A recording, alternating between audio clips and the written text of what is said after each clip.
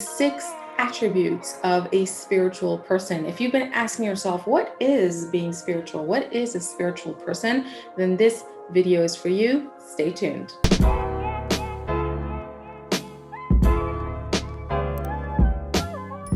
Hi, welcome back. Welcome to Choosing to Connect, the place to love your life by living from love. My name is Tal. I'm a social psychologist and spiritual teacher. And today I want to talk to you about what a spiritual person even is.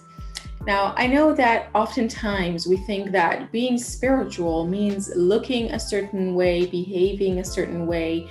We expect that spiritual people will look very calm. Maybe they'll be wearing white or something very specific. And certainly they're going to behave in ways that other people don't. And we have a certain image perhaps in our mind of what is a spiritual person. There's sage in the background. We have all of these kind of material or corporeal ideas of what does spirituality look like. And I've discovered from my experience that all these things are really not so true at all. I've seen that the most spiritual people can actually look very regular on the outside. They can actually be very mundane on the outside. They can be very modest and very simple looking on the outside, but on the inside, they would have an immense inner world capacity to feel, to sense, and a great spiritual attainment, in short. So don't judge a book by its cover. Never think that spirituality is about something external. It's always something internal, an internal shift. Something that we need to uncover on the inside. And also, just to say, with a small point, that this is also true about our reality. Being spiritual is delving into the internality of things, going behind the material looks of things, into the forces that operate our world. So let's talk about the 6 attributes of a spiritual person from this perspective. Number 1, a spiritual person, just as I said before, is someone who really seeks the deeper aspects of reality. It is someone who is not satisfied with what they're perceiving in these 5 physical senses, and that inherently knows that there is more to life. There is more than our animal body and life and death, this very specific period of time that we're alive in the animal body. They realize there must be something beyond that. It must be something beyond death, something that happens before we come into this life. And this sensation that there is more to reality, more to our lives, something eternal, something higher, is what causes a spiritual person to start asking these deeper questions. And these deeper questions are what actually leads them to find the answers and to find the evolution into these higher levels of existence, of reality that really do exist. And we can only start to uncover them when we have those deeper questions and we allow ourselves to ask them and to follow them. Okay, number 2, a spiritual person understands that spiritual evolution, spiritual change is all about evolving one's consciousness, right? If there's anything that needs to change in this life, in this world, in the way that we are, it's our consciousness. It's our perception of reality. It's our attitude towards reality in life. Sometimes we think that being spiritual is about changing something in our behavior, in our eating patterns, there are many things that a lot of people do. But I think that ultimately, true spiritual change is a change in consciousness and in perception of reality, because that is the only place that we can truly change our reality from. Now, I remember when I was in hospital, and this was at quite the beginning stages of my spiritual awakening. And being in the hospital made me feel very intensely that there was no real freedom on this corporeal level. I couldn't do much to change my circumstances. I had to be in the hospital. I had to go through all kinds of treatments. I had to be attached to, an IV pole. There wasn't a lot that I could do. Sure, I could maybe eat better or very small things, but I sensed that the true freedom, the true change, the true evolution can only come in the only place I had control over, which was myself and my attitude towards that which was happening to me. I realized that the only place where I could escape that pressureful and unpleasant reality was within myself. If I could somehow burst through this bubble of reality, of the corporeal reality, through my perception, through some sort of enlightenment, through an inner change, I knew that I could break free. And later on, as I studied to learn and to study true spiritual methods, I discovered how true that is. This reality that we see completely depends on our internality. So the more that we up-level our consciousness, the more our reality changes, and eventually we completely break free of the constraints of time and space, and all of that.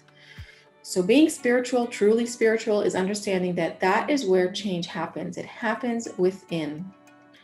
And next is that also brings one to seek an actual path of transformation. It's not enough to know that you need to change or to seek it or to have questions. You next need to have an actual path that you can walk on, that you can follow, a path that people have tread before you, people who have already attained spirituality. I mean, I suppose it's possible to have a spiritual awakening and to discover the spirituality by yourself, but I suppose that could take many, many incarnations. And especially in our times, we are not as sensitive, as pure as I would say, our ego is not as small as it used to be. And so we need a tried and trusted plan or path to follow. Now, when I was, again, in those beginning stages of my spiritual journey, I was doing everything. I was learning from all kinds of teachers and books and paths and trying a whole lot of things. Now, I was also practicing Vipassana, which is a traditional kind of meditation that I was studying with monks from a Buddhist monastery in Thailand. They were teaching me a method that was, again, practiced by Buddhist monks for thousands of years. And they were teaching me a very authentic, very traditional spiritual method. And I was learning that, but at the same time, I was reading a lot of books and, learning a lot of things from all kinds of resources. And I thought that was a good thing. And I remember I spoke to my Thai Vipassana teacher, or meditation teacher, about it. And I told him, look, I'm reading this and reading that and this book and that book, and it's so great. And he looked at me and he became very stern. And surprisingly, he said to me, that is not good. He told me that I needed to focus and that it was imperative that I didn't try a whole lot of things, but rather go to an authentic source and stick to that. Stick to one authentic source that will take you deep into your spiritual attainment, rather than spread yourself thin over a whole lot of different things that may not be authentic, that may be superficial, that may not be the path to the truth. And at that point, I was indeed seeking the path to the truth. And so what he said had a deep influence on me. He also mentioned two sources that he recommended. One was the Buddha's book, and the second was the Bible. Now, I remember I had no idea what he was talking about. I thought, the Bible, I'm not a religious person. I want a spiritual practice that will bring me to enlightenment. I don't want to, believe in anything blindly or anything like that. And I didn't understand what he meant. He didn't really elaborate. But many years later, or maybe not so many, maybe 2 or 3 years later, I did find the spiritual path that is within the religious text of Judaism. And I discovered that it's a universal method, a universal wisdom that was really all-encompassing. I really felt that everything I had learned everywhere else I could find in there, except it was really precise and really accurate and really challenging, because it was drawing me out of the corporeal nature, anything that I'd become accustomed to, and really helping me open up to a higher way of being. And so I recommend to anyone who wants to be a spiritual person to seek the path, to seek your path. And preferably it should be authentic. It should be something ancient in the sense that it's been practiced and written over many, many, many, many years. It's not something somebody just came up with today out of his own kind of experience, but rather something that's been tried and tested and passed down through the generations, because there is a source of wisdom. It's here for us. It wants to be revealed to us, but we need to connect to authentic sources in order to be on the right path of advancement. So I hope that I'm bringing you such an authentic source, because I myself study the wisdom of Kabbalah through a teacher who learned from his teacher, who was a Kabbalist, and really the last people who are at the end of this chain of Kabbalists that have been transmitting this wisdom from generation to generation. And whereas it was concealed for thousands of years, it's now becoming more and more revealed. And I feel that it is my obligation and my purpose to share what I have received with you, so that we can continue this chain and open up this wisdom to the entire world, as it should be available, because it truly is so necessary and relevant. And I'm happy to talk with you as much as you want about this. But first, let's continue to learn the fourth element or attribute of a spiritual person. That element is the understanding that there's nothing else to blame for my external circumstances. There's no one to blame. There's nothing out there that is doing anything to me. It's really all coming from me. It's really all me projecting my own internality upon everything outside of me. If you're a spiritual person, you know that, and you never point a finger at anything outside of you. You're always looking inside to change what isn't right, to change what isn't working.